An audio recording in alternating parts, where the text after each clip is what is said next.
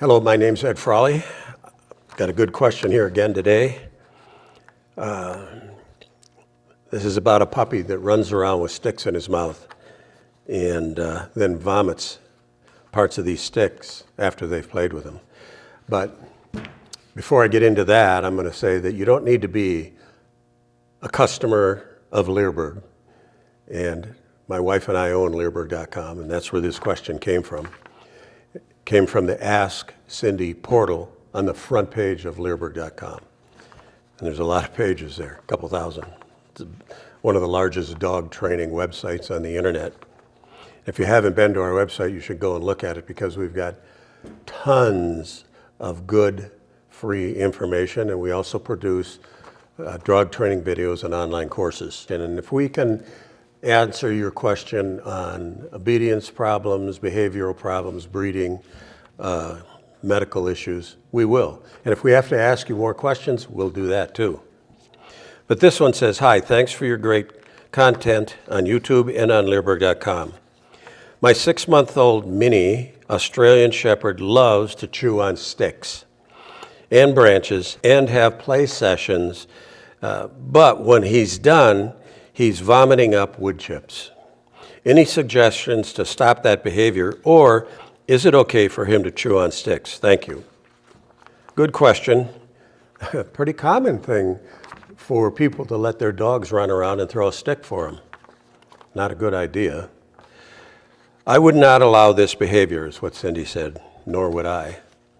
Not only because of the vomiting that is going on, but it could cause a blockage of your dog's digestive tract.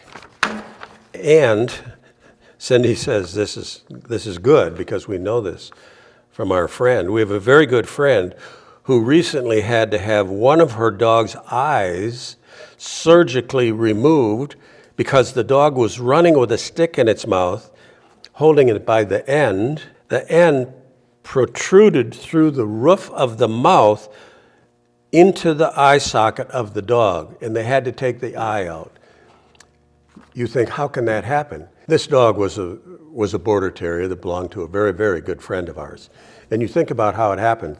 The dog's running around, it's got a stick in its mouth, and they are not carrying it like that. Maybe it's carrying it like that. And if it runs into something, bam, it's going to go into the back of the mouth. It can happen so easy if you've got a high drive dog. So stop that behavior right off the bat. Don't even do it. It's a terrible exercise for anyone, Cindy says. Dogs do love sticks, but they can be a problem, and I personally don't risk it with my own dogs. If you're doing structural play with your dog, then have them on a long line and simply don't allow them to get to a stick. Or move to a location where the option is not even there. You could give him something else to chew on and carry. We offer a few safe sticks made for dogs to play with that are made out of hard rubber material that can be an option for your dog.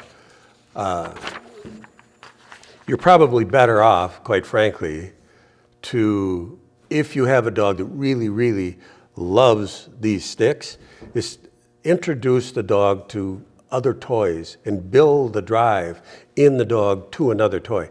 We have these foam balls that dogs just love. And they come, you can pick various straps to put on them so you can play games with them there. We have leather straps, which is what I personally prefer. The Amish cut our leashes into these straps, and we have biothane, and you can put a rope on them. But we also have these round puller toys. Cindy's German Shepherd, Art, loves these round puller toys. And what she'll do, and she takes Art down to our training field a couple times a day and plays with him. And he'll use these puller toys and run like crazy. And then when he's done, she gives him the puller toy and he carries it around because he loves it. Same thing can happen with like these foam balls that we have or these hard rubber balls that are on strings. We don't really recommend a hard ball unless it has a string on it, because these balls are about that big around, and an adult dog, a big, large dog, can go down in their throat, and it can cause a blockage and it can kill the dog. That's why we sell them with a rope on them so you can pull them out.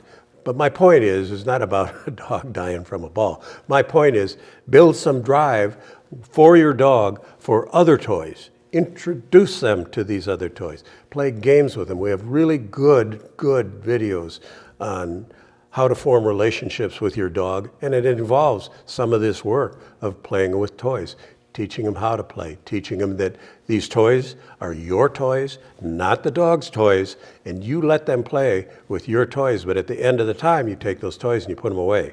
You don't let them go into the house and chew on them and cause problems there too.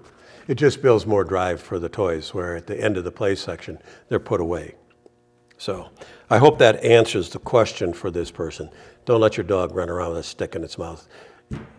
You're just asking for a vet visit and maybe a serious injury on your dog.